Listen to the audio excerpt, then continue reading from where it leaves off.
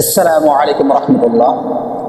আমার প্রিয় বন্ধুরা, হুজুর পাক সাল্লাল্লাহু আলাইহি ওয়াসাল্লাম অসংখ্য হাদিস থেকে আমি একটি হাদিস বলতেছি। ক্বালা নবী সাল্লাল্লাহু আলাইহি ওয়াসাল্লাম, আহাব্বুল আ'মালি ইলাল্লাহ আদওয়ামুহা ওয়া ইন ক্বাল্লা।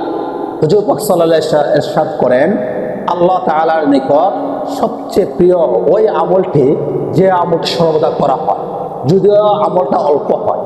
এজন্য বন্ধুরা, আমরা যে কোনো আমল করে সবসময় করার চেষ্টা করবো। একদিন আমি 20 রাকাত তাহাজ্জুদ নামাজ পড়ে ফেললাম, এরপর আর পড়লাম না, বা একদিন আমি অনেক জিকির করলাম, এরপর দিন আর করলাম না, এই আমলের আল্লাহ পাক রব্বুল আলামিন পছন্দ কম করেন।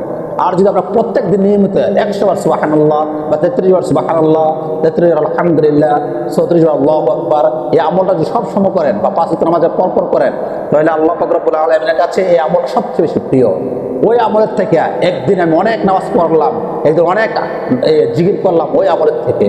তো ইনশাল্লাহ আমরা সবাই চেষ্টা করব সব সময় অল্প আমল সবসময় করার জন্য। ইনশাল্লাহ প্রত্যেক দিন কমসে কম 6 তাসবিহ পড়ার চেষ্টা করবে, 4 রাকাত তাহাজ্জুদ নামাজ পড়ার চেষ্টা করবে। ইনশাল্লাহ সবাই ভিডিওটি বেশি শেয়ার করবেন ইনশাল্লাহ।